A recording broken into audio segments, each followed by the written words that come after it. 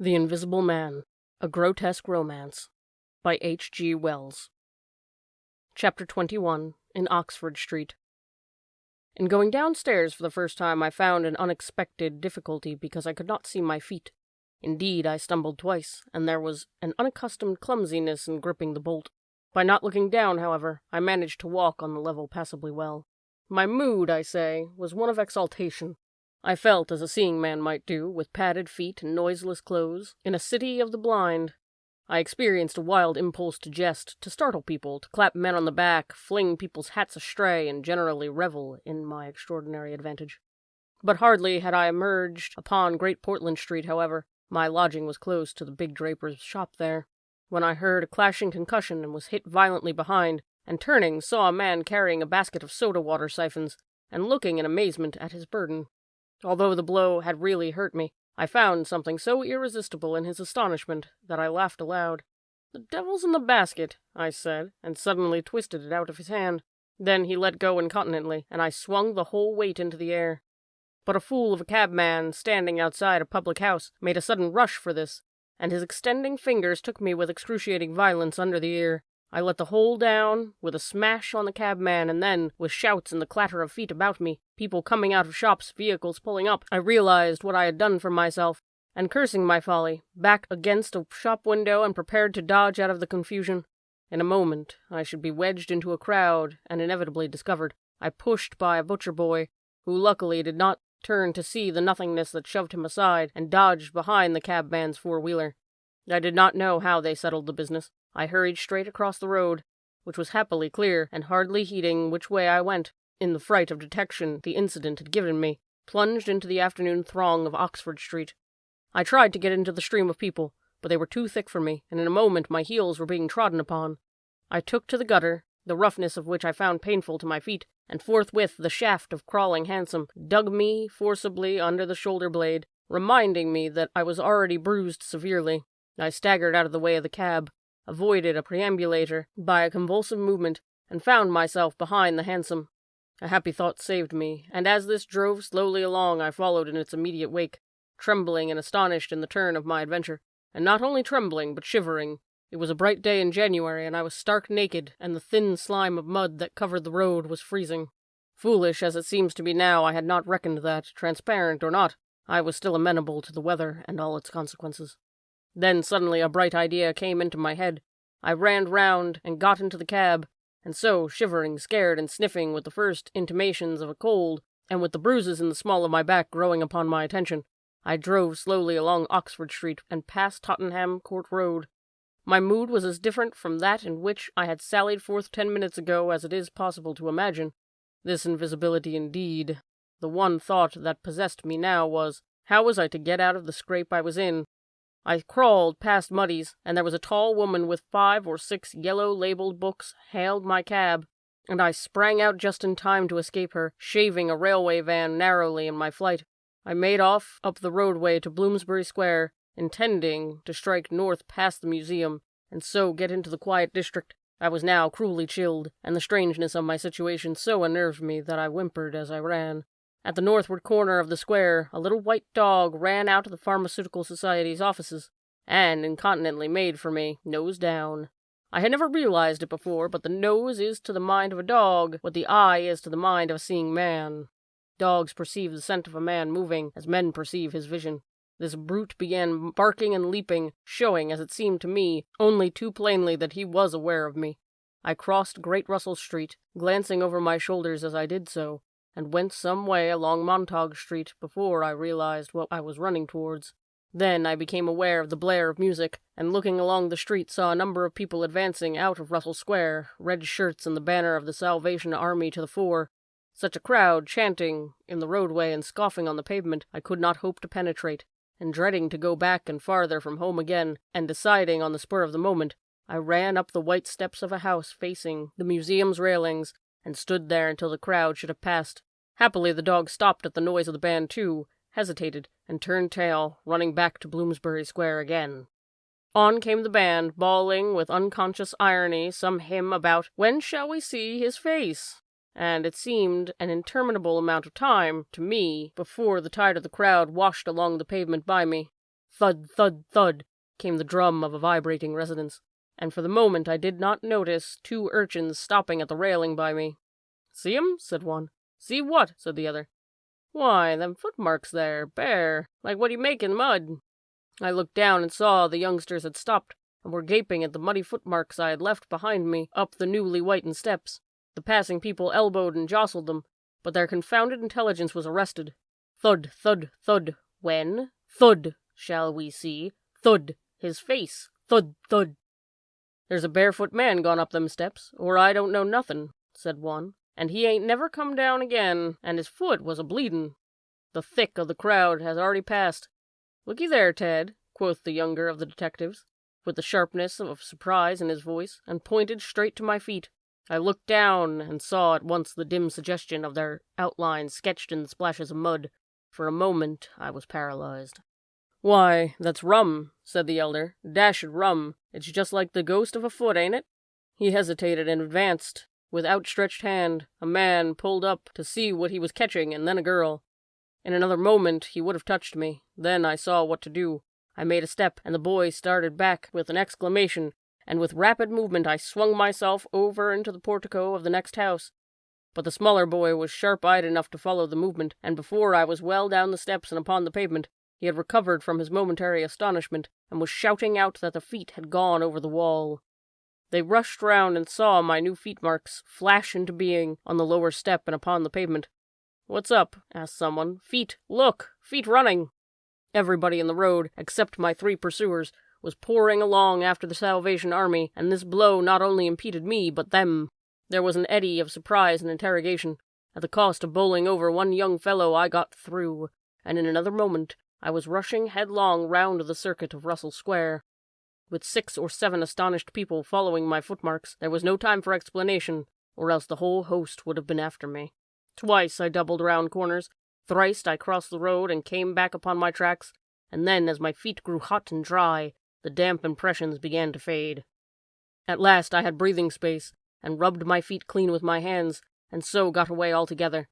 The last I saw of the chase was a little group of a dozen people, perhaps, studying with infinite perplexity a slowly drying footprint that had resulted from a puddle in Tavistock Square, a footprint as isolated as incomprehensible to them as Crusoe's solitary discovery. This running warmed me to a certain extent, and I went on with better courage through the maze of less frequented roads and runs hereabouts. My back had now become very stiff and sore, my tonsils were painful from the cabman's fingers, and the skin of my neck had been scratched by his nails. My feet hurt exceedingly, and I was lame from a little cut on one foot. I saw in time a blind man approaching me, and I fled limping, for I feared his subtle intuitions. Once or twice accidental collisions occurred, and I left people amazed with uncountable curses ringing in their ears. Then came something silent and quiet against my face, and across the square of a thin veil of slowly falling flakes of snow I had caught a cold, and do as I would I could not avoid the occasional sneeze, and every dog that came in sight, with its pointing nose and curious sniffing, was a terror to me. Then came men and boys running, first one and then others, shouting as they ran. It was a fire. They came in the direction of my lodging, and looking back down a street, I saw a mass of black smoke streaming up above the roofs and telephone wires. It was my lodging burning, my clothes, my apparatus, all my resources indeed, except my checkbook and 3 volumes of memoranda that awaited me in Great Portland Street, were there, burning. I had burnt my boats, if ever a man did. The place was blazing. The invisible man paused and thought. Kemp glanced nervously out of the window. "Yes?" he said. "Go on." Chapter 22. In the Emporium. So last January, with the beginning of a snowstorm in the air about me, and if it settled on me, it would betray me, weary, cold, painful, inexpressibly wretched, and still but half convinced of my invisible quality, I began this new life to which I am very committed. I had no refuge, no appliances, no human being in the world in whom I could confide. To have told my secret would have given me away, made a mere show and rarity of me. Nevertheless, I was half-minded to accost some passer-by and throw myself upon his mercy. But I knew too clearly the terror and brutal cruelty my advances would evoke. I made no plans in the street. My sole object was to get shelter from the snow, to get myself covered and warm, and then I might hope to plan. But even to me, An invisible man. The rows of London houses stood latched, barred, and bolted impregnably. Only one thing I could see clearly before me, the cold exposure and misery of the snowstorm and the night. And then I had a brilliant idea. I turned down one of the roads leading from Gower Street to Tottenham Court Road, and found myself outside Omnium's, the big establishment where everything is to be bought. You know the place. Meat, grocery, linen, furniture, clothing, oil paintings even. A huge meandering collection of shops rather than a shop. I had thought I should find the doors open, but they were closed, and as I stood in the wide entrance, a carriage stopped outside. A man in uniform, you know the kind of personage with Omnium on his cap, flung open the door. I contrived to enter, and walking down the shop, it was more a department, where they were selling ribbons and gloves and stockings and that kind of thing, came to a more spacious region, devoted to picnic baskets and wicker furniture. I did not feel safe there, however.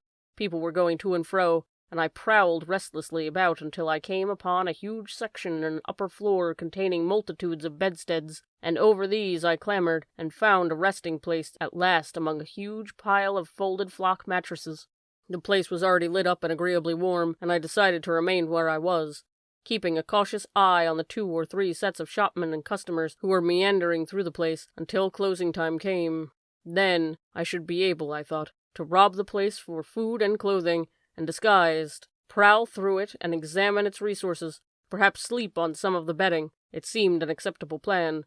My idea was to procure clothing, to make myself a muffled but acceptable figure, to get money, and then to recover my books and parcels where they awaited me, take a lodging somewhere, and elaborate plans for the complete realization of the advantages my invisibility gave me, as I still imagined, over my fellow men.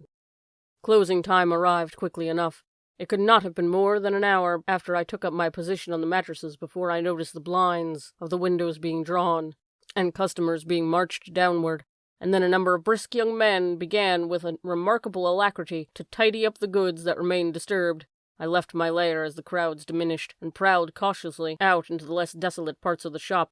I was really surprised to observe how rapidly the young men and women whipped away the goods displayed for sale during the day, all the boxes of goods, the hanging fabrics, the festoons of lace, the boxes of sweets in the grocery section. The displays of this and that were being whipped down, folded up, slapped into tidy receptacles, and everything that could not be taken down and put away had sheets of some coarse stuff like sacking flung over them. Finally, all the chairs were turned up on the counters, leaving the floor clear. Directly each of these young men had done, he or she made promptly for the door with such expression of animation as I have rarely observed in the shop assistant before. Then they came a lot of youngsters scattering sawdust and carrying pails and brooms. I had to dodge out of the way, and, as it was, my ankle got stung with the sawdust. For some time, wandering through the swathed, darkened apartments, I could hear the brooms at work, and at last, a good hour or more after the shop had been closed, came a noise of locking doors. Silence came upon the place, and I found myself wandering through the vast and intricate shops, galleries, showrooms of the place, alone. It was very still. In one place I remember passing near one of the Tottenham Court entrances, and listening to the tapping of boot heels and passers-by. My first visit was to the place where I had seen the stockings and gloves for sale. It was dark, and I had the devil of a hunt after matches, which I found in the last drawer in the little cash desk. Then I had to get a candle. I had to tear down wrappings and ransack a number of boxes and drawers, but at last I managed to turn out what I sought, a box label called them lamb's wool pants and lamb's wool vests, then socks, a thick comforter, and then I went to the clothing place and got trousers, a long jacket, an overcoat, and a slouch hat, a clerical sort of hat with the brim turned down. I began to feel a human being again, and my next thought was food. Upstairs was a refreshment department, and there I got cold meat. There was coffee still in the urn, and I lit the gas and warmed it up again, and altogether I did not do badly. Afterwards, prowling through the place in search of blankets, I had to put up at last with a heap of down quilts. I came upon a grocery section with a lot of chocolate and candied fruits, more than was good enough for me indeed, and some white burgundy. And near that was a toy department, and I had a brilliant idea. I found some artificial noses, dummy noses, you know, and I thought of dark spectacles, but Omnium's had no optical department. My nose had been a difficulty indeed. I had thought of paint, but the discovery set my mind running on wigs and masks and the like. Finally, I went to sleep in a heap of down quilts, very warm and comfortable. My last thoughts before sleeping were the most agreeable I had had since the change. I was in a state of physical serenity, and that was reflected in my mind. I thought I should be able to slip out unobserved in the morning, with my clothes upon me, muffling my face with a white wrapper I had purchased with the money I had taken, spectacles and so forth, and so complete my disguise. I lapsed into disorderly dreams of all the fantastic things that had happened during the past few days. I saw the ugly little Jew of a landlord vociferating in his rooms. I saw his 2 sons marveling, and the wrinkled old woman's gnarled face as she asked for her cat. I experienced again the strange sensation of seeing the cloth disappear, and so I came round to the windy hillside and the sniffing old clergyman mumbling, "Earth to earth, ashes to ashes, dust to dust," at my father's open grave. "You also," said a voice, and suddenly I was being forced towards the grave. I struggled, shouted, appealed to the mourners, but they continued stonily following the service. The old clergyman, too, never faltered, droning and sniffing through the ritual. I realized I was invisible and inaudible, that overwhelming forces had their grip on me. I struggled in vain. I was forced over the brink. The coffin rang hollow as I fell upon it, and the gravel came flying after me in spadefuls. Nobody heeded me. Nobody was aware of me. I made convulsive struggles and awoke. The pale London dawn had come. The place was full of a chilly grey light that filtered round the edges of the window blinds. I sat up, and for the first time I could not think where this ample apartment, with its counters, its piles of rolled stuff, its heaps of quilts and cushions, its iron pillars, might be. Then, as recollection came back to me, I heard voices in conversation. Then, far down the place, in the brighter light of some department which had already raised its blinds, I saw 2 men approaching. I scrambled to my feet, looking about me for some way of escape, and even as I did so, the sound of movement made them aware of me. I suppose they saw merely a figure moving quietly and quickly away. "Who's that?" one cried, and "Stop there!" shouted the other. I dashed around the corner and came full tilt, a faceless figure, mind you, on a lanky lad of 15. He yelled, and I bowled over him, rushed past him, turned another corner, and by a happy inspiration threw myself behind the counter. In another moment, feet went running past, and I heard voices shouting, "All hands to the doors," asking what was up, and giving one another advice how to catch me. Lying on the ground, I felt scared out of my wits, but odd as it may seem, it did not occur to me at the moment to take my clothes off, as I should have done. I had made up my mind, I suppose, to get away in them, and that ruled me. And then down the vista of the counters came a bawling of, "Here he is!" I sprang to my feet, whipped a chair off the counter, and sent it whirling at the fool who had shouted, turned, came into another round a corner, sent him spinning, and rushed up the stairs. He kept his footing, gave a view hollow, and came up the staircase hot after me. Up the staircase were piled a multitude of those bright-colored pot things. What are they? "Art pots," suggested Kemp. "That's it, art pots. Well, I turned at the top step and swung round, plucked one out of the pile, and smashed it on his silly head as he came at me. The whole pile of pots went headlong, and I heard shouting and footsteps running from all the parts.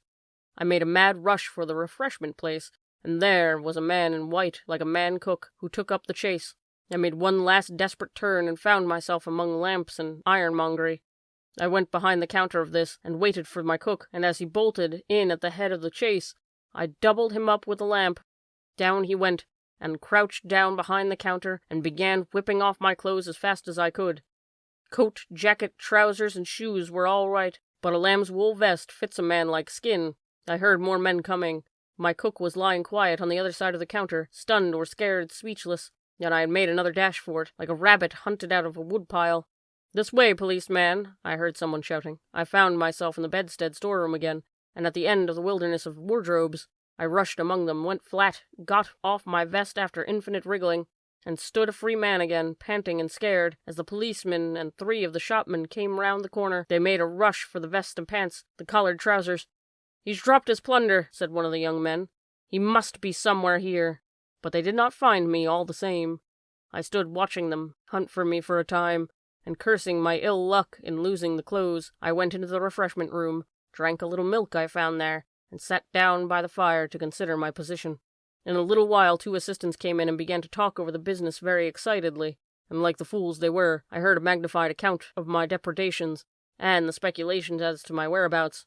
Then I fell to scheming again.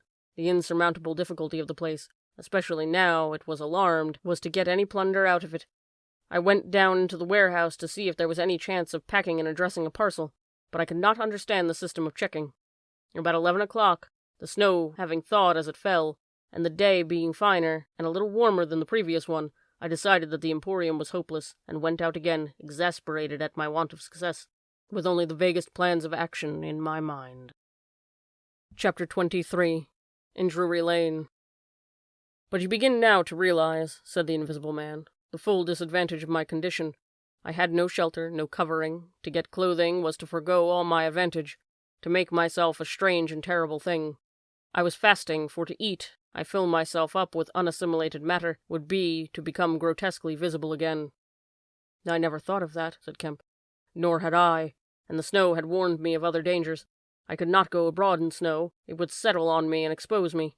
Rain, too, would make me a watery outline, a glistening surface of a man, a bubble. And fog, I should be like a fainter bubble in a fog, a surface, a greasy glimmer of humanity. Moreover, as I went abroad, in the London air, I gathered dirt about my ankles, floating smuts and dust upon my skin. I did not know how long it would be before I should become visible from that cause also, but I saw it clearly could not be long, not in London at any rate.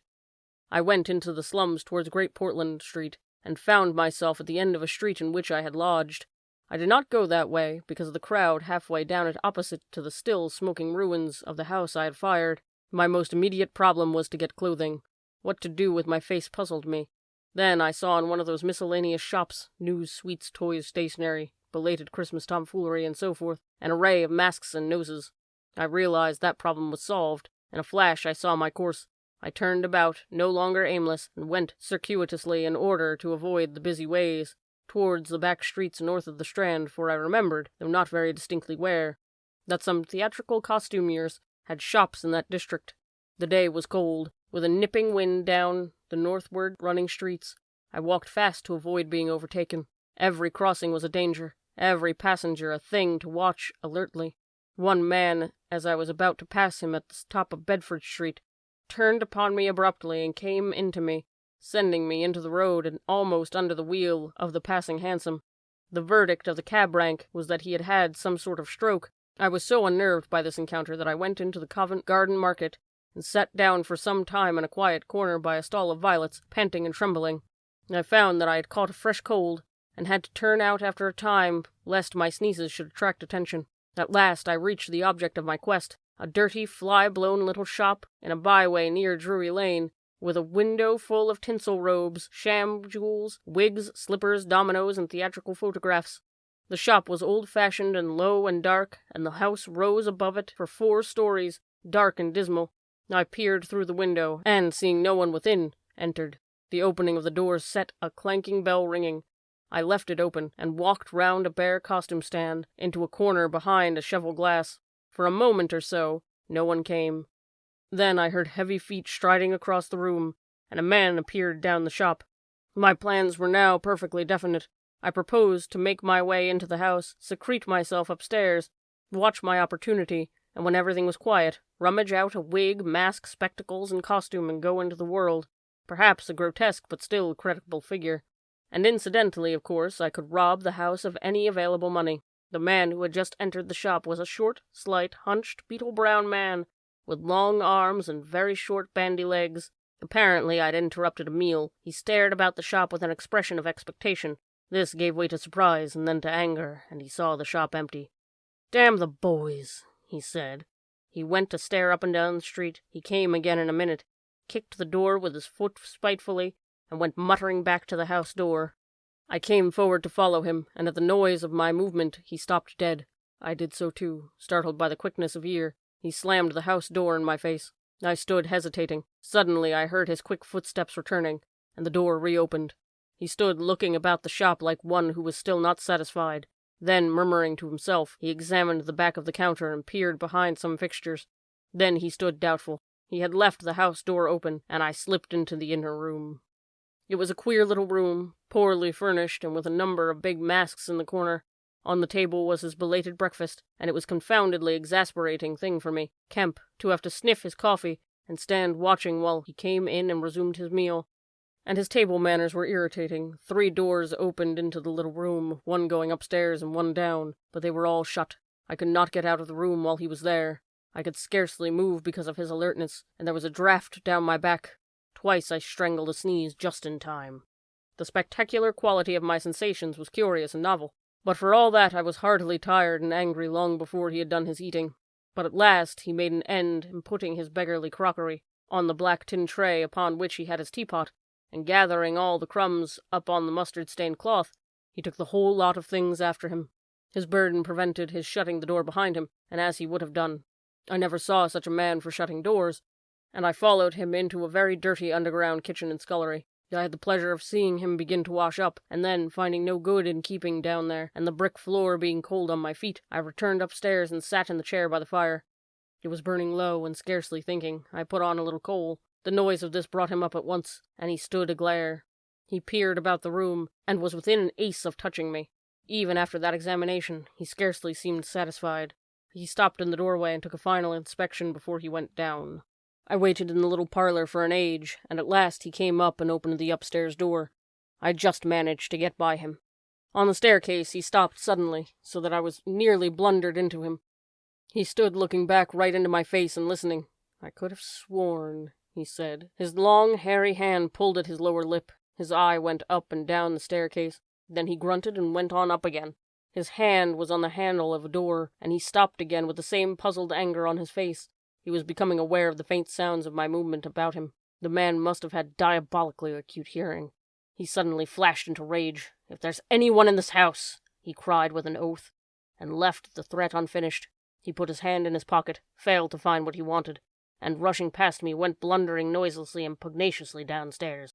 I did not follow him. I sat on the head of the staircase until his return. Presently he came up again, still muttering. He opened the door of the room, and before I could enter, slammed it in my face. I resolved to explore the house, and spent some time in doing so as noiselessly as possible. The house was very old and tumble down, damp so that the paper in the attics was peeling from the walls, and rat-infested. Some of the door handles were stiff, and I was afraid to turn them. Several rooms I did inspect were unfinished, and others were littered with theatrical lumber, bought second-hand, I judged, from its appearance. In one room next to his I found a lot of old clothes. I began routing among these, and in my eagerness forgot again of the evident sharpness of his ears. I heard a stealthy footstep, and, looking up just in time, saw him peering at the tumbled heap, and holding an old-fashioned revolver in his hand. I stood perfectly still while he stared about the open mouth and suspicious. "It must have been her," he said slowly. "Damn her!" He shut the door quietly, and immediately I heard the key turn in the lock. Then his footsteps retreated. I realized abruptly that I was locked in. For a moment I did not know what to do. I walked from the door to the window and back, and stood perplexed. A gust of anger came upon me, but I decided to inspect the clothes before I did anything further, and my first attempt brought down a pile from the upper shelf. This brought him back, more sinister than ever. That time he actually touched me, jumped back with amazement, and stood astonished in the middle of the room. Presently he calmed a little. "Rats," he said in an undertone, fingers on lips. He was evidently a little scared. I edged quietly out of the room, but a plank creaked.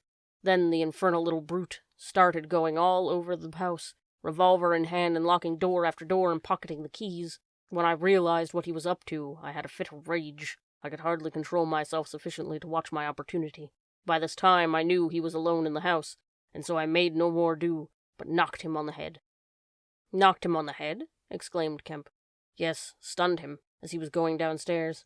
Hit him from behind with a stool that stood on the landing. He went downstairs like a bag of old boots." "But I say, the common conventions of humanity are all very well for common people, but the point was, Kemp, that I had to get out of that house in a disguise without his seeing me. I couldn't think of any other way of doing it. Then I gagged him with a Louis Quartz vest and tied him up in a sheet." "Tied him up in a sheet?" "Made a sort of bag of it. It was another good idea to keep the idiot scared and quiet, and a devilish hard thing to get out of, head away from the string. My dear Kemp, it's no good your glaring as though I was the murderer. It had to be done. He had his revolver. If once he saw me, he would be able to describe me." "But still," said Kemp, "in England today, and the man was in his own house, and you were, well, robbing." "Robbing! Confound it! You'll call me a thief next. Surely, Kemp, you're not fool enough to dance on the old strings. Can't you see my position?" "And his too," said Kemp. The invisible man stood up sharply. "What do you mean to say?" Kemp's face grew a trifle hard. He was about to speak and checked himself. "I suppose, after all," he said, with a sudden manner of change, "the thing had to be done. You were in a fix, but still." Of course I was in a fix, an infernal fix, and he made me wild, too, hunting me about the house, fooling about with his revolver, locking and unlocking doors. He was simply exasperating. You don't blame me, do you? You don't blame me." "I never blame anyone," said Kemp. "It's quite out of fashion. What did you do next?" "I was hungry. Downstairs I found a loaf and some rank cheese, more than sufficient to satisfy my hunger. I took some brandy and water, and then went up past the impromptu bag. He was lying quite still, to the room containing the old clothes. This looked out upon the street, 2 lace curtains, brown with dirt, guarding the window. I went and peered out through the interstices. Outside the day was bright, by contrast with the brown shadows of the dismal house in which I found myself. Dazzlingly bright. A brisk traffic was going by. Fruit carts, a hansom, a four-wheeler with piles of boxes, a fishmonger's cart. I turned with spots of color swimming before my eyes to the shadowy fixtures behind me. My excitement was giving place to a clear apprehension of my position again. The room was full of faint scent of benzoline, I suppose, used in cleaning the garments. I began a systematic search of the place. I should judge the hunchback had been alone in the house for some time. He was a curious person. Everything that could possibly be of service to me I collected in the closed storeroom, and then I made a deliberate selection. I found a handbag I thought suitable possession, and some powder, rouge, and sticking plaster. I had thought of painting and powdering my face and all that there was to show of me, in order to render myself visible, but the disadvantage of this lay in the fact that I should require turpentine and other appliances in a considerable amount of time before I could vanish again. Finally, I chose a mask of a better type, slightly grotesque, but not so much more than many human beings. Dark glasses, grayish whiskers, and a wig. I could find no underclothing, but that I could buy subsequently, and for the time I swathed myself in calico dominoes and some white cashmere scarves. I could find no socks, but the hunchback's boots were rather a loose fit and sufficed. In a desk in the shop there were 3 sovereigns and about 30 shillings worth of silver, and in a locked cupboard I burst in the inner room were 8 pounds in gold. I could go forth into the world again, equipped. Then came a curious hesitation. Was my appearance really credible? I tried myself with a little bedroom looking-glass, inspecting myself from every point of view to discover any forgotten chink. But it all seemed sound. I was grotesque to the theatrical pitch, a stage miser, but I was certainly not a physical impossibility. Gathering confidence, I took my looking-glass down into the shop, pulled down the shop blinds, and surveyed myself from every point of view with the help of a cheval-glass in the corner. I spent some minutes screwing up the courage, and then unlocked the shop door and marched out into the street, leaving the little man to get out of the sheet again when he liked. In 5 minutes a dozen turnings intervened with me and the costumier's shop. No one appeared to notice me very pointedly. My last difficulty seemed overcome. He stopped again. "And you troubled no more about the hunchback?" said Kemp. "No," said the invisible man. "Nor have I heard what became of him. I suppose he untied himself or kicked himself out. The knots were pretty tight." He became silent and went to the window and stared out. "What happened when you went out into the Strand?" "Oh, disillusionment again. I thought my troubles were over. Practically, I thought I had impunity to do whatever I chose, everything save to give away my secret. So I thought. Whatever I did, whatever the consequences might be, was nothing to me. I had merely to fling aside my garments and vanish. No person could uphold me. I could take my money where I found it. I decided to treat myself to a sumptuous feast, and then put up at a good hotel and accumulate a new outfit of property. I felt amazingly confident. It's not particularly pleasant recalling that I was an ass. I went into a place, and was already ordering lunch, when it occurred to me that I could not eat unless I exposed my invisible face. I finished ordering the lunch, told the man I would be back in 10 minutes, and went out exasperated. I don't know if you have ever been disappointed in your appetite." "Not quite so badly," said Kemp, "but I can imagine it. I could have smashed the silly devils. At last, faint with desire for tasteful food, I went into another place and demanded a private room. "I am disfigured," I said, "badly. They looked at me curiously, but of course it was not their fare, and so at last I got my lunch. It was not particularly well served, but it sufficed, and when I had it, I sat over a cigar trying to plan my line of action, and outside a snowstorm was beginning." The more I thought it over, Kemp, the more I realized what a helpless absurdity an invisible man was, in a cold and dirty climate, and a crowded civilized city. Before I made this mad experiment, I had dreamt of 1,000 advantages. That afternoon it seemed all disappointment. I went over the heads of the things and man reckons desirable. No doubt invisibility made it possible to get them, but it made it impossible to enjoy them when they got them. Ambition. What is the good of pride of place when you cannot appear there? What is the good of the love of a woman when her name must needs be Delilah? I have no taste for politics, for the blackguardisms of fame, for philanthropy, for sport. What was I to do? And for this I had become wrapped-up mystery, a swathed and bandaged caricature of a man. He paused, and his attitude suggested a roving glance at the window. "But how did you get to Iping?" said Kemp, anxious to keep his guest busy talking. "I went there to work. I had one hope. It was a half idea. I have it still. It is a full-blown idea now, the way of getting back, of restoring what I have done, when I choose. When I have done all I mean to do invisibly. And that is, I chiefly want to talk to you about it now." "You went straight to Iping?" "Yes. I had simply to get my 3 volumes of memoranda and my checkbook, my luggage and underclothing, order a quantity of chemicals to work out this idea of mine. I will show you the calculations as soon as I get my books. And then I started. Jove! I remember the snowstorm now, and the accursed bother it was to keep the snow from dampening my pasteboard nose." "At the end," said Kemp, "the day before yesterday, when they found you out, you rather, to judge by the papers." "I did, rather. Did I kill that fool of a constable?" "No," said Kemp. "He's expected to recover." "That's his luck, then. I clean lost my temper, the fools. Why couldn't they leave me alone? And that grocer lout?"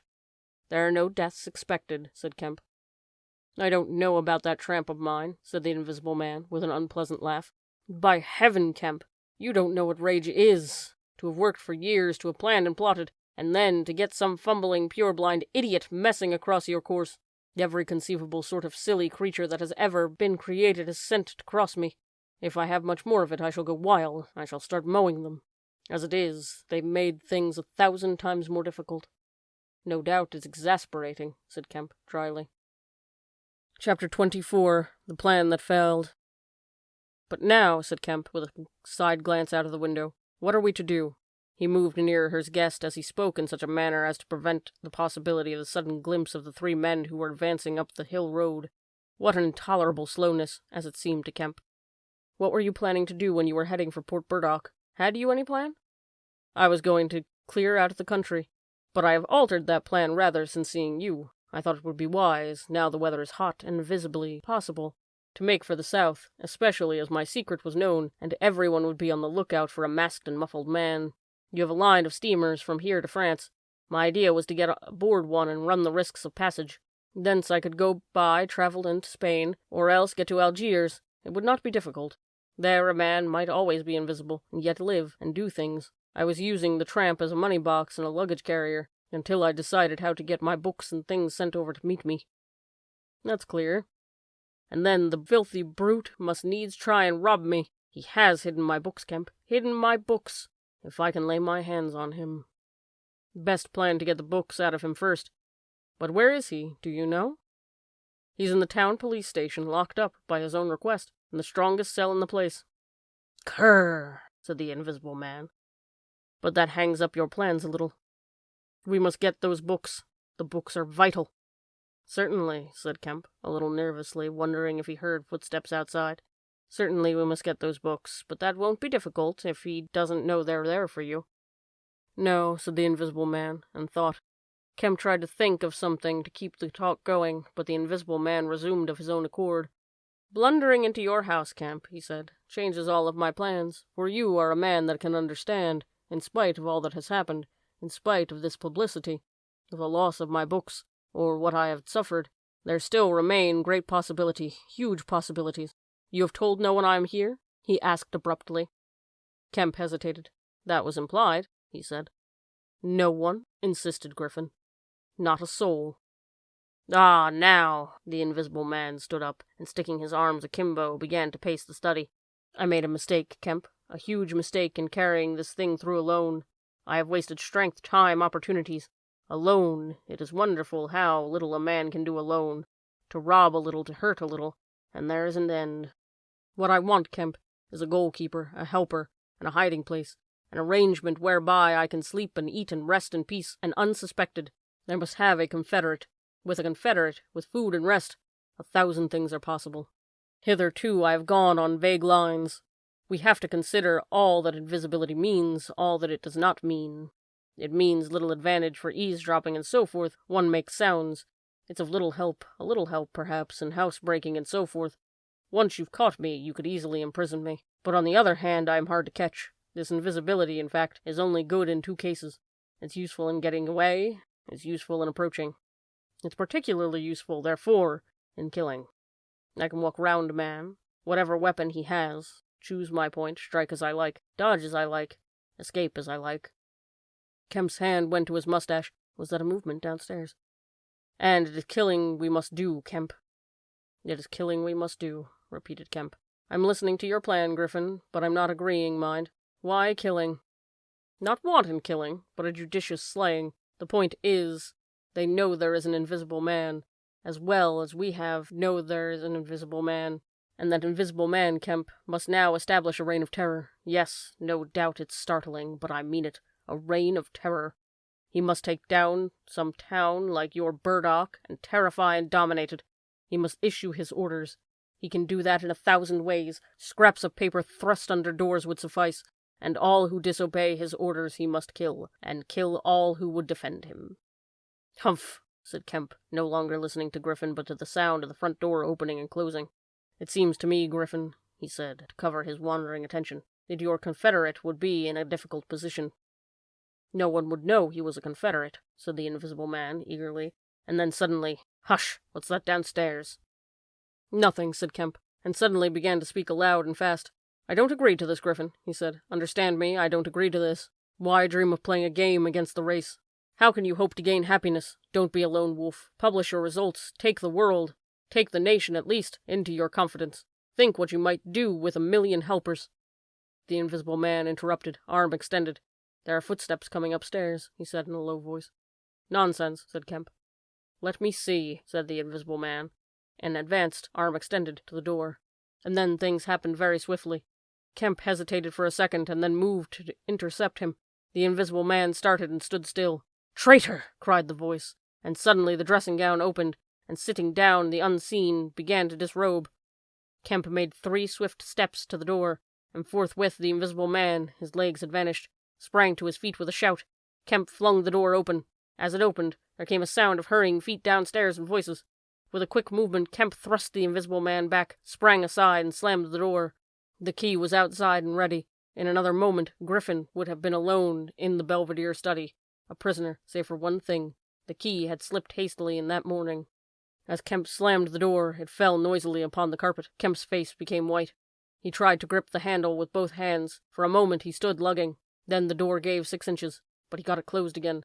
The second time it was jerked a foot wide, and the dressing-gown came wedging itself into the opening. His throat was gripped by invisible fingers, and he left his hold on the handle to defend himself. He was forced back, tripped and pitched heavily into the corner of the landing. The dressing-gown was flung on top of him. Halfway up the staircase was Colonel Ade, the recipient of Kemp's letter, the chief of the Burdock police. He was staring aghast at the sudden appearance of Kemp, followed by the extraordinary sight of clothing tossing empty in the air.